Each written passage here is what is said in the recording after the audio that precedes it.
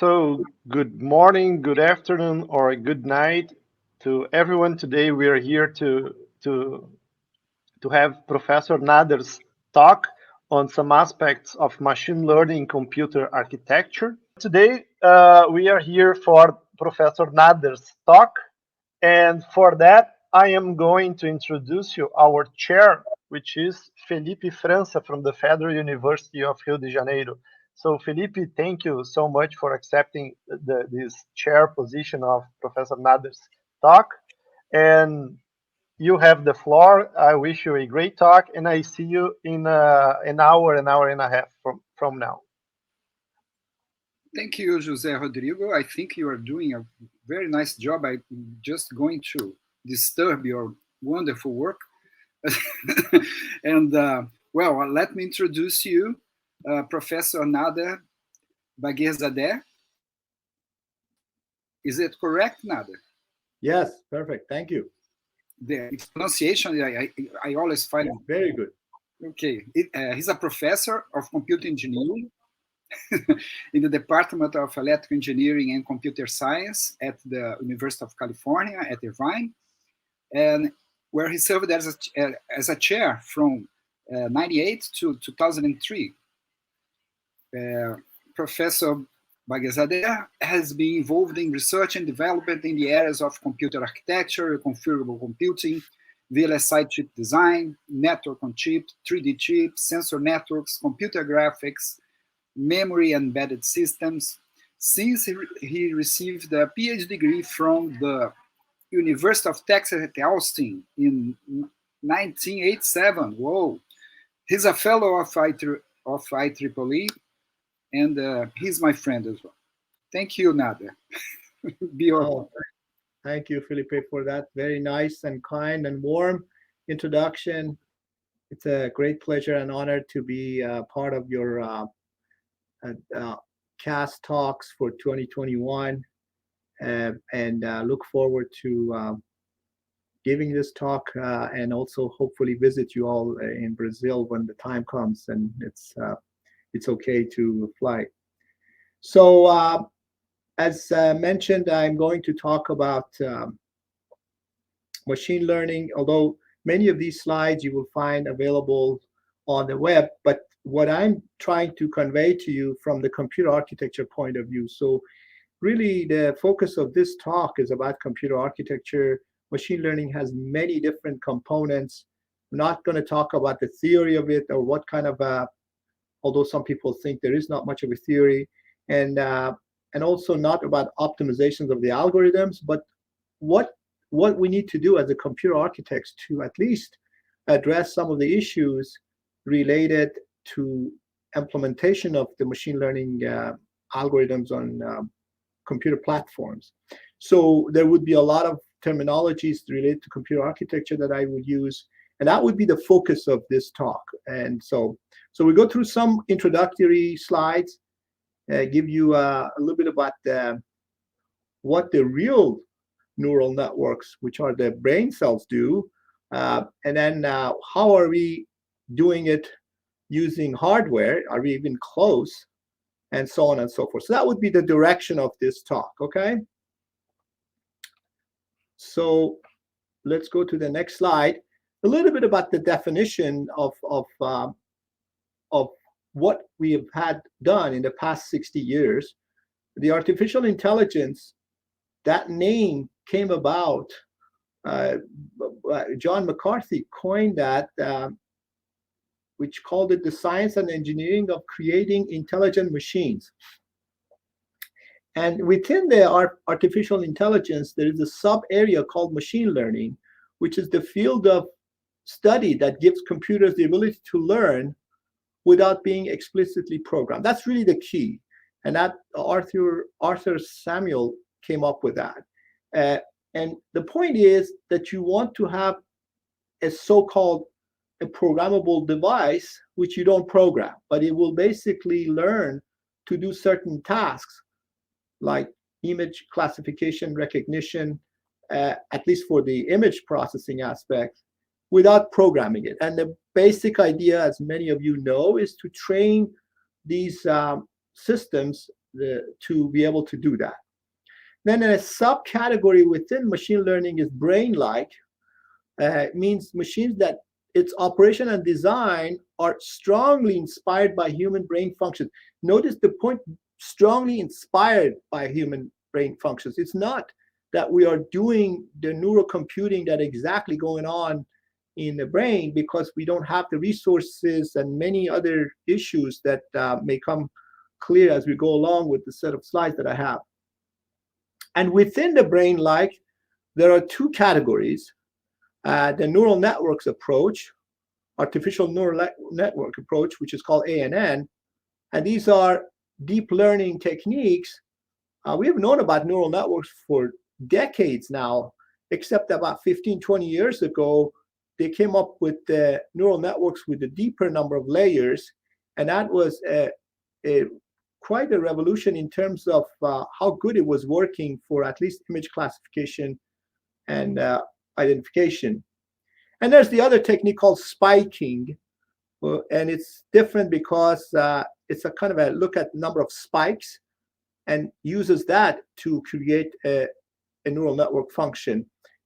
Spiking is a little different, and as far as I know, I have one slide on that.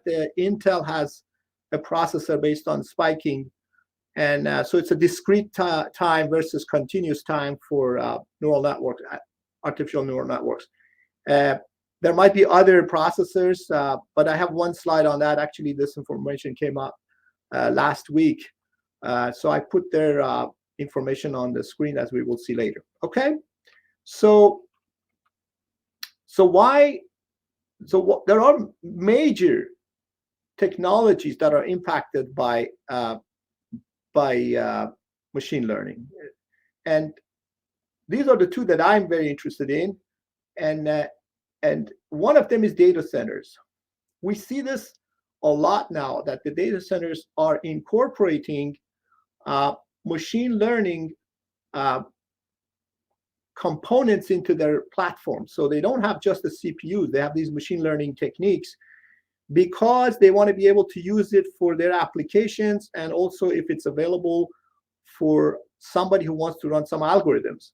So almost all the major players are incorporating machine learning hardware, whether it's an FPGA or an accelerator or some other method, into the data centers. Data centers have many issues, thermal, power, heterogeneity, but the machine learning component is what I'm referring to here. The other thing which is, I think, is driving this, I'm not saying these are the only ones, there are many, many applications, is autonomous vehicles. And the fact that we can use these platforms to control the automobile without a driver, or perhaps driver assist, that's another important area. I have a picture of an automobile with a whole bunch of sensors and so on, and definitely it's an area that it requires a lot of attention. Major companies like NVIDIA have focused on this because the volume is huge. Hundreds of millions of automobiles are made, and so everybody wants to get into that platform, being able to process information from all these cameras and sensors, learn from the previous training of these platforms, and be able to help an automobile to make decisions and go to higher level of autonomous vehicle operation. Higher level meaning they have designated levels for automobiles. Level 5, basically, in my opinion, there would not be a need for a human being. Level 4 is kind of you need to have a person there, but it does a lot of the driving, and level 3 and 2 would be less. Right now, the cutting edge is about 2.5 to 3 for some of the most advanced automobiles like Tesla and so on. So, and it's a huge, huge global market. There's nothing like it. And in the past, we have seen these areas of interest to come up and then disappear. But this one seems to be real. Everybody's talking about it. And these numbers are maybe a year or so old, but the growth in this business is huge. And I did not mention about investment in Wall Street and predicting many things, including stocks and so on. That's a very important area that a lot of these companies are getting into, and that's a huge amount of success if they make it. And also the hardware. Because the focus of this talk is about the hardware, not so much the algorithms. And so in a way, we're seeing a market that is not going to go away. It's going to be around. And the funding agencies and government agencies across the globe have focused on this for a variety of reasons. And therefore, this thing is going to be around. It's not a hype. We have a problem with the way we're thinking about AI, and it's kind of shown on this picture. This is from IEEE Spectrum. So I'm going to read and say a few words about it. A self-driving car powered by one of the most popular artificial intelligence techniques may need to crash into a tree 50,000 times in a simulator to figure out it's not a bad idea. Basically, the training part. But a baby wild goat doesn't have that luxury, because if they make a mistake, they'll be dead. And so how is it that they have this intuition, and our approach seems very rudimentary to use computation to figure out whether something is going to crash or not? That's a major difference, and the AI community is looking into this. It's the next challenge, or the next challenge for AI is to how to incorporate intuition into all these techniques that people talk about, machine learning and ANNs and spiking neural networks and so on. How do you include the intuition? That's the part that's still missing. And if people are working on it, it's at the very early stage. We've heard people are trying to look into that. So we're not there yet. So another important thing is the data quality. They usually refer to these things data sciences. Somebody is working as a data scientist at Google, Facebook, and so on. So it has a lot to do with the data quality to train these machine learning platforms. If you provide a garbage, you get garbage out. The data must be correct and properly labeled for many of these cases. I know there might be cases that you don't have to do this, but focusing on convolutional neural networks with their training and inference approaches. And the data must be right. It cannot be biased. If it's biased, then you will get the wrong results. And so the basic idea, the data is providing a training for the predictive model.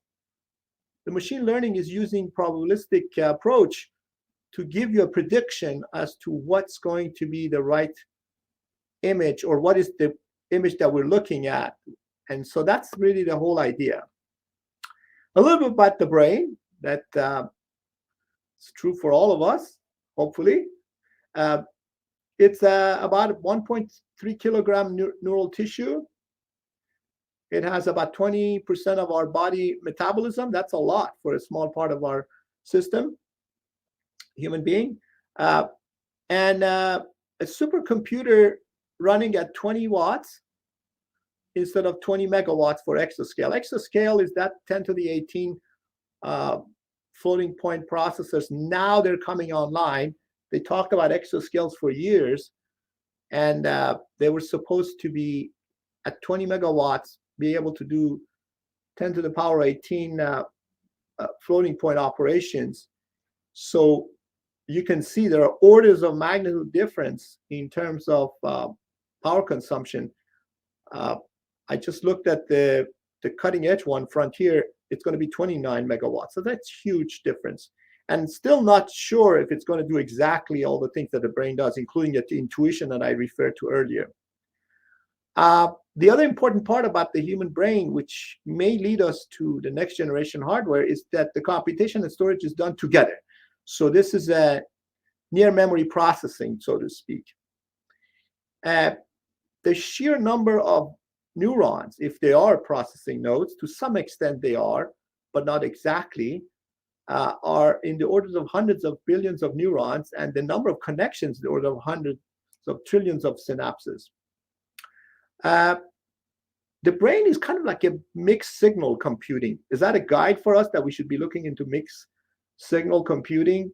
The ones that I will be talking about is all digital, but neurons have a capacitor-like function, analog, so they charge and discharge in a way similar to that.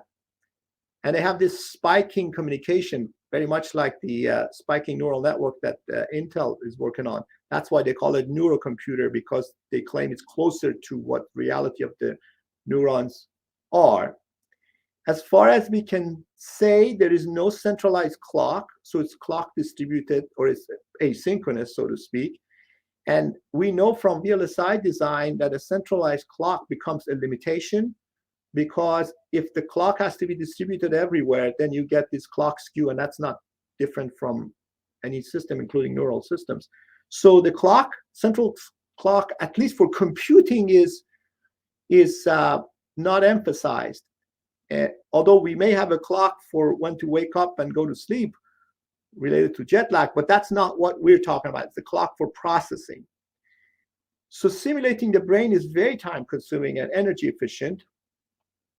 People want to do the direct implementation, but right now, except for that spiking neural network, many of the applications are just doing the computation that refers to the model that we have in mind.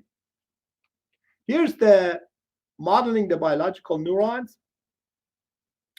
So you got the nucleus, you got the axon, you have the synapse, dendrites. So people have tried to model that whole process like this, that you have the weights multiplied by the value of the input function, and you get all of these, you combine them, and then run it through a activation function, and that activation function gives you an output. That is the model that at least a group of engineers and scientists have come up with to represent this. So this is really not what the neurons are doing. This is our model for that. And so in that respect, we have trying to simulate that. Now, so deep learning method has major advantages. It doesn't need the data scientist to identify the features in the data I want to model.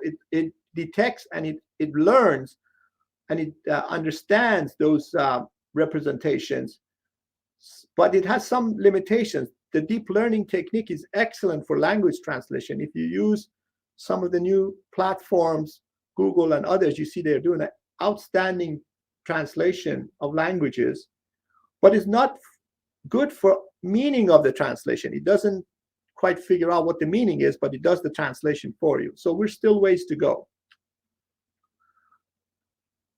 And so there are two steps, as I mentioned to you before, and many of you already know that. There's the learning process, because this system learns from the set of inputs to adjust its weights. Initially starts random, but then it would use backpropagation with gradient descent. These are techniques that are very well known. You're trying to find the optimal weights by doing a backpropagation. So the weights get changed as we run the training. And the learning or the training step is done once. It's time consuming. And you need the floating point dynamic range. So also the training set, or the input for the training, the machine learning platforms, seems to be an intellectual property. A company like BMW, Mercedes-Benz, and others will most likely will not share the training set that they have developed for the next generation autonomous vehicles, because that is the IP, one of the IPs, of course, not the only one. And so, because if you have a very good training set, your system would be better programmed in a way, the machine learning. And so when it goes to the inference step, which is recognition and classification, focusing on the images right now, then you will do a better job. And this inference step is fixed point. So you can see a difference between the floating point and fixed point. And both of them require dense matrix operation. So the whole idea behind machine learning, as far as the convolutional neural networks are concerned, is about matrix vector multiplication. All of a sudden, matrix algebra is back in a very strong position by the designers. And so we realized that I just want to make this point, that the neurons are not doing matrix vector computation in our head. That's not what they're doing. This is the model that we came up with based on the figure we saw before, to try to get close to what's going on, what the neurons are doing. And so this is our answer to that. These matrices are dense. We need to have an activation function. It could be rectifier, sigmoid, and others. That's a whole area of research. So the goal is that you're trying to do this matrix vector operation in a very efficient way. So a lot of multiply add computation is going on. There's a lot of MAC operations. So in a way, we saw MAC operations in digital signal processing before. So the processors have to be able to do a lot of MAC operations. And that's another area that is very important for this area of research. So as I just said, biological neurons are not multiplying and adding vectors. We're modeling them by doing that. Efficient direct implementation is still not possible. The Intel processor is close, and people are trying to get close to that. We are running into the VLSI scaling and the Amdahl's law when it comes to implementing these things in a CMOS circuit, so to speak. And here's the VLSI laws that are not scaling anymore, and that's going to limit us in terms of how large these networks could be in terms of implementation on a CMOS device, basically. Moore's law, we already know that. I'm not going to go over that. The Denner's law was that as the transistors shrink, this gets into the VLSI design for the audience. So you have the length and the width of the transistor. As it's reducing, the delay is reduced. The delay 1 over f becomes the frequency goes up. But because the I and V are reduced, if you look at the circuits equations, that means that your power consumption would stay the same. But that's not true anymore. And so the Denner's law is not satisfied, meaning that you cannot keep making the devices small because the power will get you. And that's the case for multi-cores. So I'm going to go through some of the topics of the computer architecture just briefly to get you interested in this area. We've had topics in computer architecture in the past that helped us improve clock speed. Well, we did a lot of clock speed for years till 2005, when the clock speed increase of the clock speed caused the power consumption to go through the roof, and the thermal problems related to the chip stopped us from increasing the clock speed and went to the multi-core. Instruction level parallelism, we've had this. We have spatial and temporal techniques. I'm not going to go through the details of that, but spatial would be multi-cores, temporal would be pipelining. Branch prediction, many papers on that. Memory hierarchy, cache optimizations, multi-cores, reconfigurable computing, something we did here a few years back. What's now being discussed is domain-specific ASICs. And that's also something that we worked on a few years back with our Morphosis project.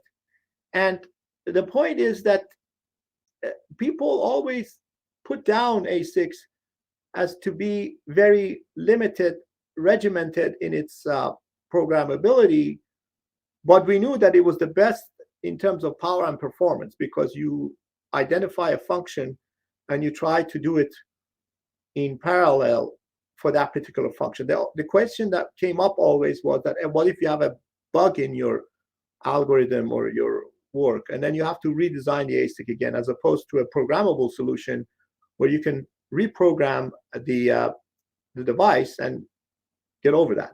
And we went through that 20 years ago with our project Morphosis, and so I have a clear understanding of the difference between reconfiguration and ASIC.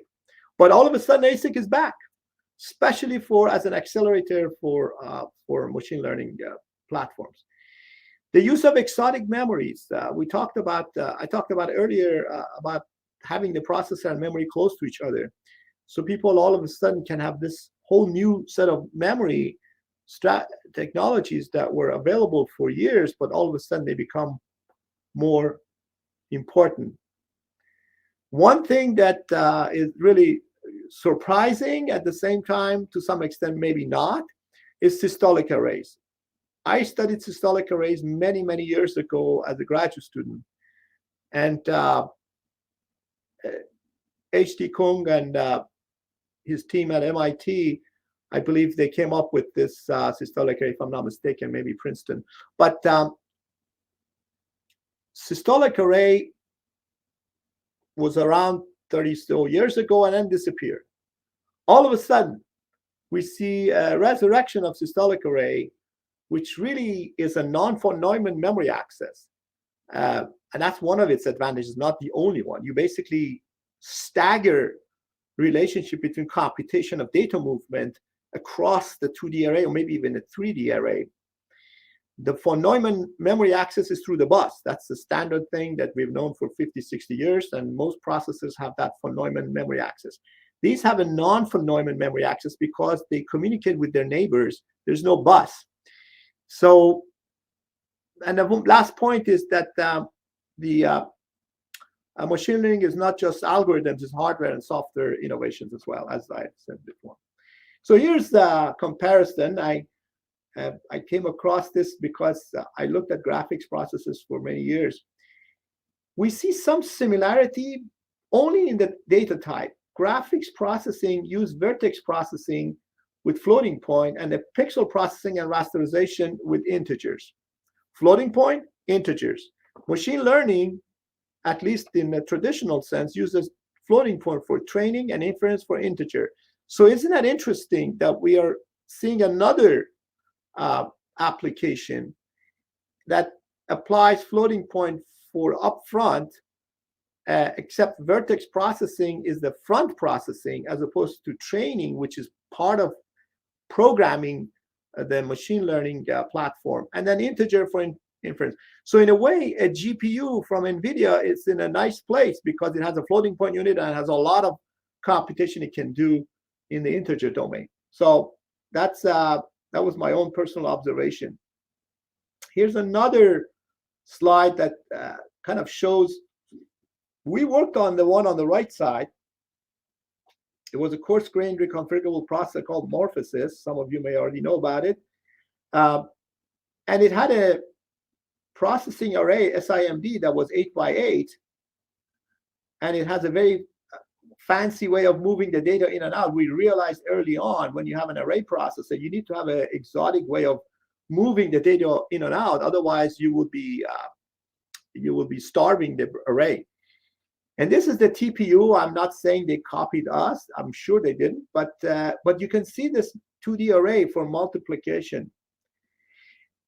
The commonality is to apply a 2D array to do something. That's really what it's all about. Their topic is in machine learning. They're applying a different mechanism for moving the data. They have a systolic data set up and so on. But it is thousands of multiply add operations, because you need that for the computation of the multiple layers. But also notice that there's a very interesting way of moving the weights or the information to the processors. So array processing is coming back. We were interested in software-defined radio. They're interested in machine learning. Here's what I just added the other day.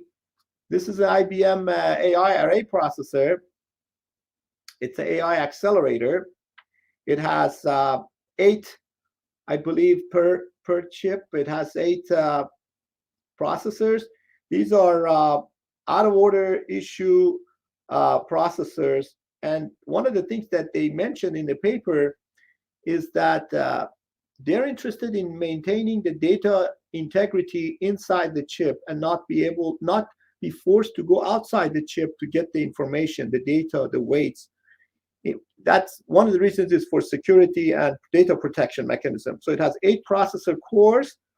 It's a deep superscalar, out of order instruction, and it runs at 5 gigahertz. That's a pretty high clock frequency. And I was very interested to see that it has 22 billion transistors and uses 17 metal layers. That's quite a lot of metal layers. For some of you might be familiar with VLSI.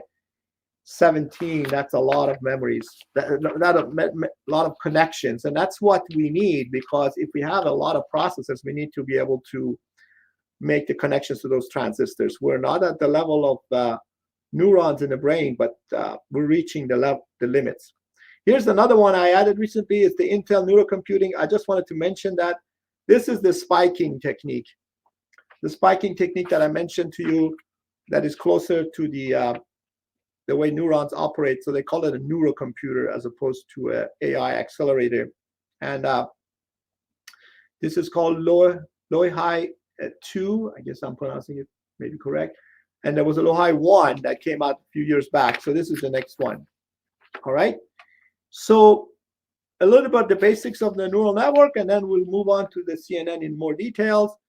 And basic idea is you have these layers, and the computation is connected to the previous layer, fully connected. As you can see from this node, there are arrows to every other node in the next layer, and we're doing this multiplication summation that is shown here.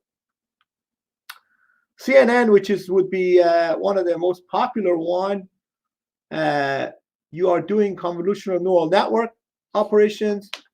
You're doing a convolution across the layers based on the filters.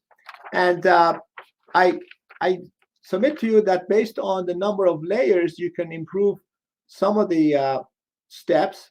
And this one is used for recognizing images. And the convolutional computation, which is a matrix operation, takes 90% of the CNN computations. And that's the key for that. There are some fully connected layers here. Some might be familiar with that. So an accelerator is trying to improve this area. It's trying to improve all those convolutional layers because it's 90%. Using Amdahl's law, you want to work on the 90% to improve the performance, not on the portions that are not dominant. And the idea is that you have a weight, you have a F map, an output map, and you apply the weight to this. You do a pointwise convolution, and you apply it on a 2D image, and you shift the window across, and you create one data point based on that computation. So this is the weight, that's the original image, and you keep shifting that weight, and you create that. So you want to do this across input functions and different weights. And as you can see, you slide the window into the next step and create another point.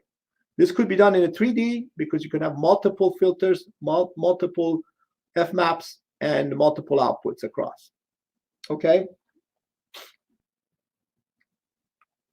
So how does the convolution work? We have a window of 4x4. This is a 3x3 filter. You're basically doing a matrix computation.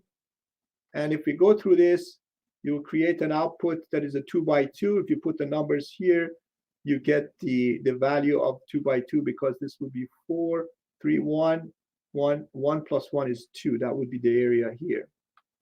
So every step of the way. So we went from this window to this window, and then finally this window, because we're creating all these points that you see here. So the training, basically, you apply the training set, label data set, you go through all the steps, there's the back propagation, and you adjust the weights accordingly. The training phase is the time-consuming part, because you do it once. And the inference is the step that is required to be able to identify classify and find the images. This is the one that requires integer operation, and that's the prediction part, because it gives you a probability of what is the most likely image that you see. Now, getting back to the computation, you can see from this model. So what we have in this table is the models on the top. AlexNet is one of the early deep neural network models, basically changed the understanding of the machine learning technique. So this particular network got the error to be reduced from what it was before into the 42% for the top one error, and the top 5 error to about 20%. And then we have more sophisticated models, networks that came about. And why do I know it's more sophisticated? Look at the convolutional layers. This one had 5, GoogleNet has 57, and these ones have more than 50, all the way to 155. And there are more recent ones that are even deeper than that. And the amount of convolutional MAC operations, so putting our architectural hat on, the amount of MAC operations went from 600 million to 1.5 gig and close to 11 gigs. So there we have a lot of computation to deal with, and the parameters as well. And the total number of workload based on MACs, you can see on the total number that is increasing. So we need to find a way of handling all these operations, and that's the purpose of having a large number of processing elements to do the MAC operations. And usually these are dense matrices, as I mentioned earlier. So what are the available options? Some of them might be clear. You can use CPUs. You can use a CPU for graphics processing. But CPUs are designed for very deep cache strategies, meaning multiple levels. They're designed for superscalar out-of-order issue techniques. They have very complex control systems, control circuitry. And for data parallel, because these are really data parallel, like systolic array and SIMDs that we worked on. So they would be very good at getting instructions, but not very good at applying one single instruction to a whole bunch of data. But you can use CPU to run machine learning algorithms, as some do. But the as I mentioned here, but the other part is the GPUs. And that's where this is a very well-known diagram that shows that the CPUs have fewer arithmetic units.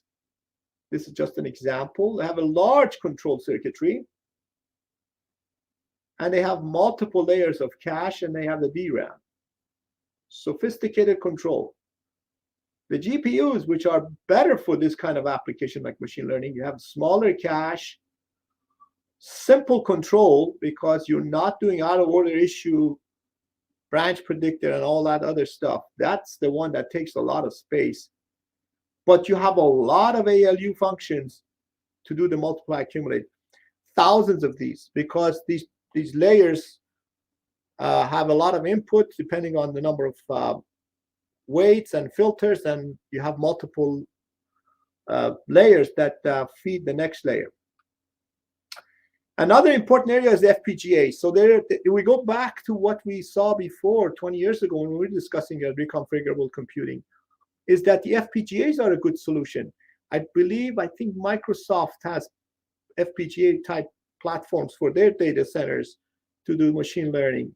And so we would like to have FPGAs because they give you that reconfiguration, and to some extent the power consumption is okay, but it's not going to be as good as ASIC, and that's been the discussion for many years, and it hasn't changed here.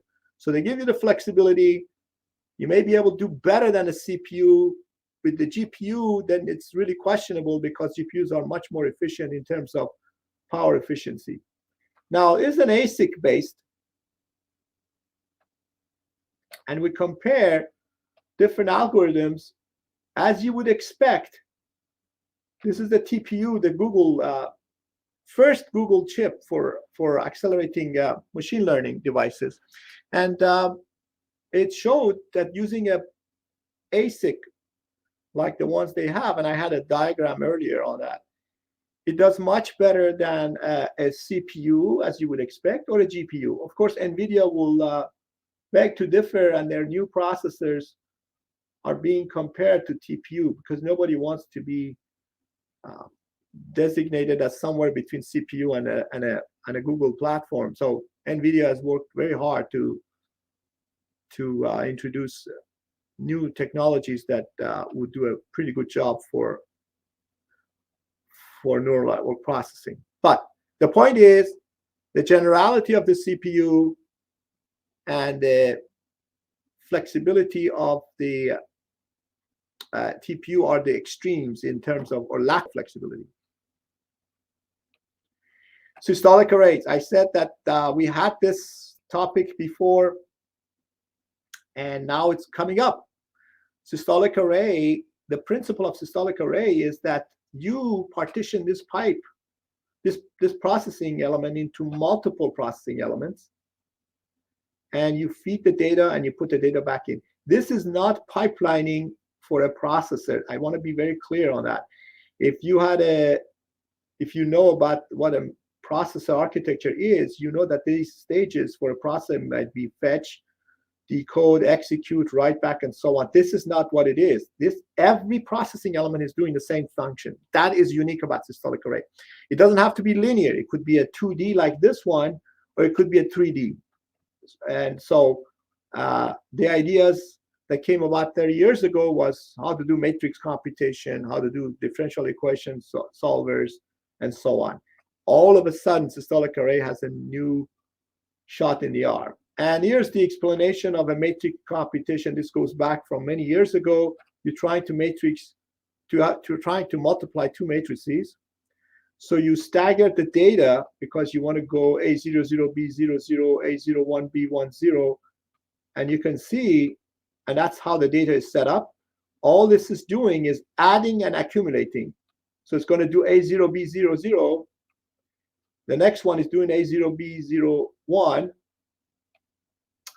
And notice it accumulated A00, B00, A01, B10, A02, B20.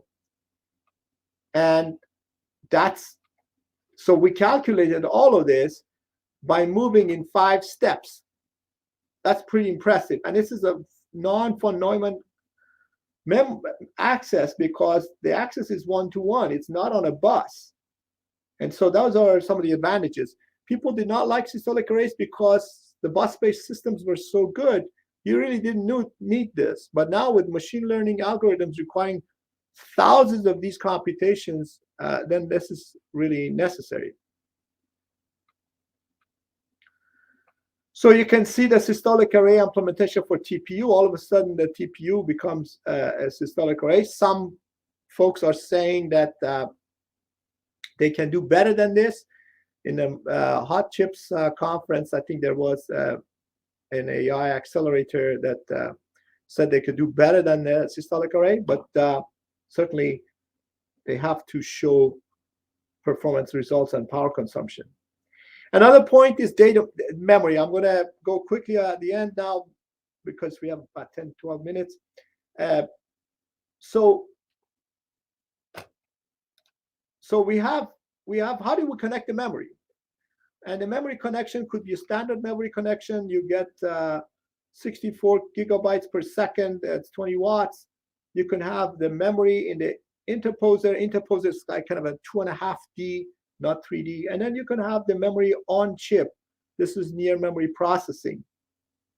So we want to get the memory closer to the processor. That would be another direction. Why do we talk about that? Because the memory access is energy hog, as Han and Dali presented in their paper.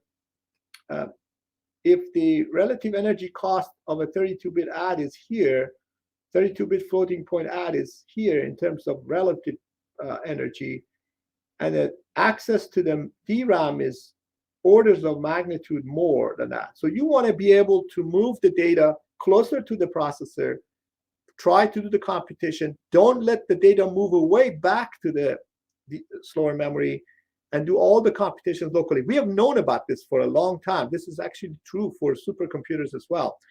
You don't want to go through memory hierarchy and do all the local computations as you can before you let go of the data to go back. And that will help a lot here and in supercomputers. The other technique that is well known is the loop optimization and loop unrolling. Because we're running out of time, I'm not going to go over that, but this is a standard practice in processor improvement. When you take the loop and you expand the index, because you have more resources that you can operate. Instead of having one addition, you can have multiple additions. And instead of going to index by bumping it by 1, you're bumping it by 2 because you're doing 2 operations here. Loop tiling the same way. These are all techniques to be able to improve the matrix computation. And it's been known before in compiler optimizations with loops and so on, but now we're applying it to neural networks. So in this case, we take a tile and we do the computation. And this is the loop optimization expanded. You can notice that now we change the index, and you can see there are 4 computations happening instead of 1 that we had before. A little about data access in memory. We want to have everything in the register file. This is a standard practice for processor design. If you have the data in the register file, it's faster, of course. If the data is in a memory, it's slower. How do we get the data to the register file? You need to find out whether the application lends itself to having local variables in the register file. And this is a well-known technique. That's why the RISC processors have a large register file. They keep the data in there, and they basically migrate the data to memory when they run out of registers for a computation, or if they don't need that value. You have 3 read operations to do a MAC for these machine learning algorithms: the weight, the fmap activation, and the partial sum. So you need to do a 3 reads, multiply, and add. So we have to have a 3 read efficiency.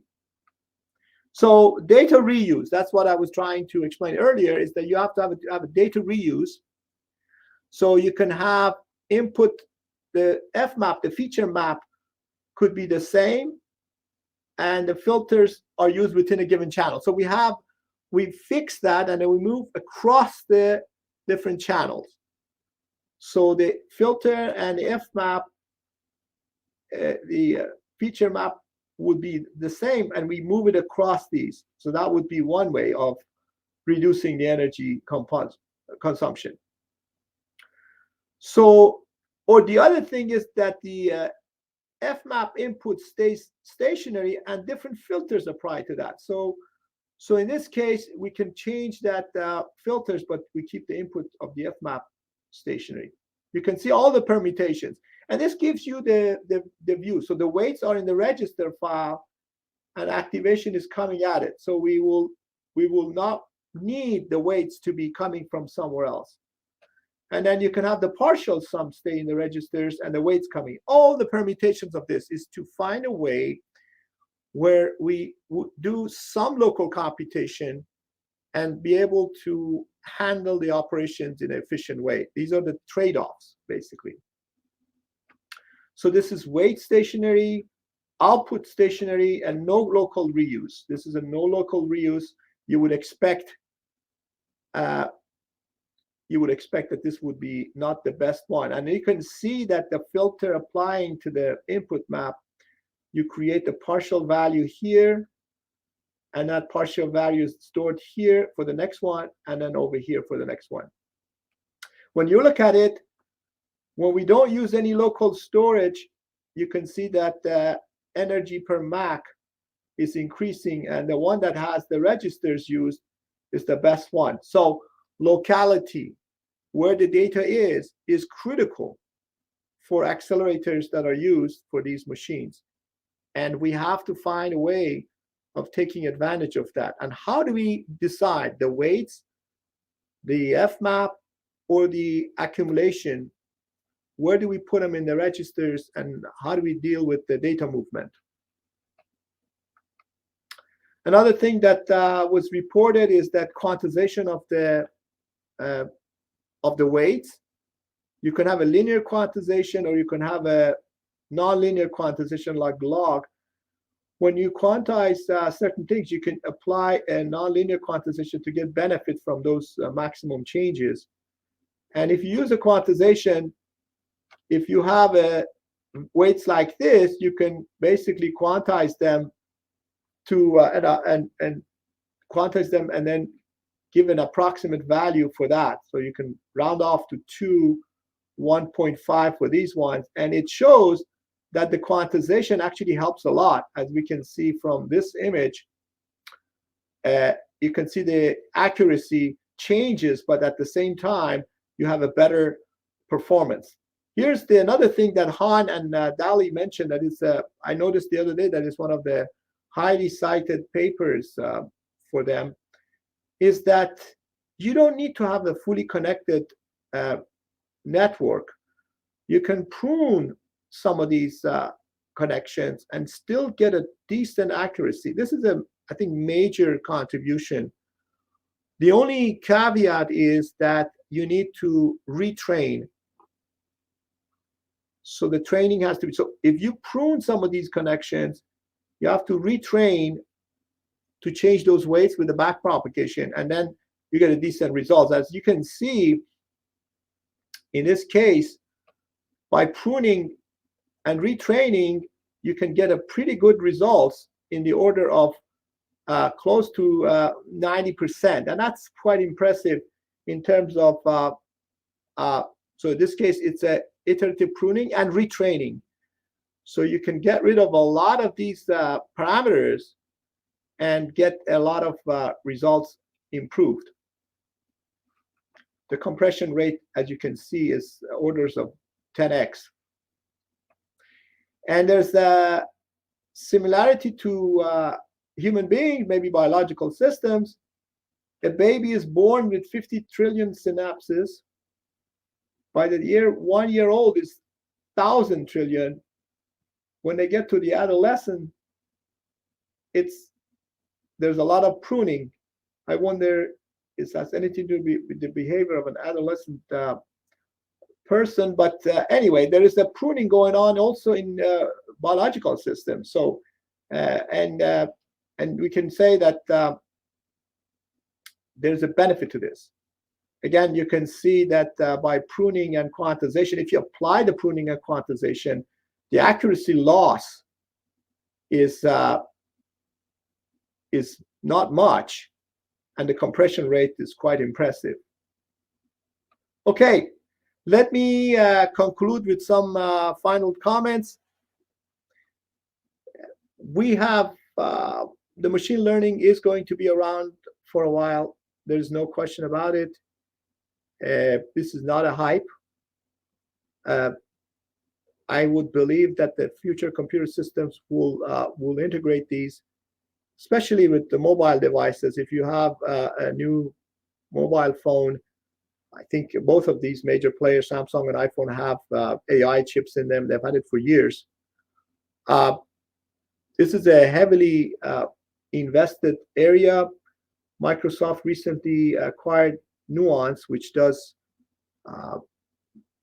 machine learning and neural network applications for, I think, medical domain. And it's a very crowded field.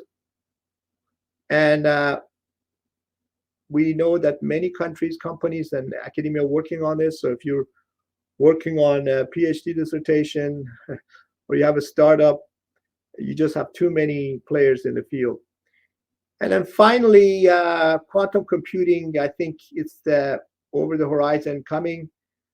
Still not as clear shot that it would be as impressive and as successful as machine learning, but certainly a lot of organizations, companies, countries are putting emphasis on that. And so we will see how that goes, but certainly would be one of the important areas. But so with that, Felipe, I'm ready. It's almost 1 hour from where we started. I'm ready to see if there are any questions, comments, whatever. Thank you. Thank you, Nader. Very nice, your talk. We have some initial questions here from Tiago Weber. Yeah, he's asking about, you mentioned about the brain performing like mixed signal computing. How do you think mixed signals designs can be best used to improve the performance of machine learning hardware? So people are using analog circuits to do machine learning. There are some people I've heard, I think there's an individual in Technion in Israel, I forget, that has been working on this for a long time. I think at Stanford they're working on that. So using analog techniques are used. Now, remember, we're trying to compete with billions of these neurons that use chemical and electricity at the same time. There's a chemical reaction going on, which we have no answer. We're electrical engineers. All we can do is the spike would be like the one Intel is doing. It's going to be a spike on the circuit, and then add them up, and then figure out with an activation function, what is that spike added? You have almost like a glitch. Now we have to detect glitches to do computation, which always glitch was terrible for circuit design. So that's what I mean in terms of the two domains. The chemical part, I don't see, at least from engineering point of view. It might be that people working in combination of biological studies, chemical engineering, and chemistry may work with electrical engineers to come up with that. But that's a far away. I have not heard much about that. Yeah, I think that quite answered Tiago's questions. He also was asking about spiking neural networks. I know that Gene Smith, that is famous for working in the computer architecture area, has a spiking neural model that he's working on. I think John Chen as well, and others. So the Intel chip Lohi 1 was not very popular. The article that I read said the Lohi 2 came, I'm not if I'm pronouncing it right, it came about because it has more computation. So spiking the SNN is not as popular as CNN from what we see, right? Most of the platforms are doing CNN, or I'm sorry, the ANN, artificial neural network, not the spiking. But it doesn't mean that it cannot be part of that solution. Okay. Professor Altamiro Suzin has a question for you. Can we expect to train once and use forever by knowledge transfer learning? Why do you have so much concern on training? So that's a good question. I'm not sure if the knowledge transfer will, it's a good starting point, right? I mean, let's use the automobile situation as an example because they're training their systems. Are they going to be able to handle all the possible cases? If somebody's moving across the road with a bike in the dead of night, or if it's stormy, one of the biggest storms of the century, and they did not look into seeing snow going across in a horizontal way, as opposed to coming down in the. So that's why the training is very complicated and becomes an IP. They're not going to share that information. And if the training is not right, your system will fail. And also the system could fail if you fool it, if you change the street signs. I think they did it in China, where they could actually fail. The CNN could fail and actually do a different direction in the way the car was going. So the training is still very important. The knowledge transfer is a good starting point. I agree, but that's why the companies are keeping it to themselves. How they do it, how they do the optimizations, and how do they add to the knowledge. Okay. Before I cite another question here, I will also ask you about the recent developments by Cerebra and Samba Nova startups. Cerebra has produced the wafer scale system, and while Samba Nova is a very nice data flow based computation for. Do you Yes, got that? Yep. yes. I saw Celebra. It's a huge network. I forgot how many nodes they had. It's a wafer scale, as you said. The question comes up, Felipe, is yield. I mean, you can do it for a laboratory for a device that large, but can you produce this at the order of tens of millions? And how can you reliably test and verify that these devices are going to work? So if the yield is low and your test vectors are not complete, you may be deploying something that you don't have confidence in. But that's the direction to go. And that's in particular, I think with the 3D ICs that people talk about, that becomes a better solution. And now notice what happens to the 3D IC. The IC is becoming to look like a brain because it's a three-dimensional. And so you can have multiple layers. And so in that respect, we're moving in that direction as well. That's not an academic practice anymore. It is reality.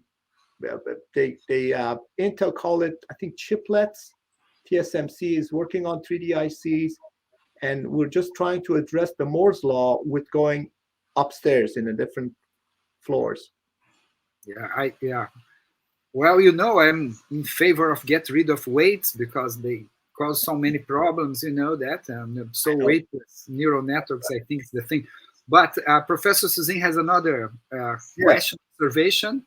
Is you can, I don't know if you can read that. The brain's mainly okay. The brain is mainly combinatorial. It seems a dumb strategy to make brain by sequential computation. Oh, absolutely. I mentioned it before. Yeah. We are doing matrix vector computation for a bunch of cells in our brain that I am 100% sure, I couldn't be 100%, 99% sure they're not doing matrix vector computation. I'm 99% sure they're not doing systolic arrays, but that's what we have. That's what we have. Notice that the Intel, the IBM processor that I mentioned, Tulum, is using 17 metal layers. That's a lot. When I was teaching this course, it was about 10. Well, that's a long time ago.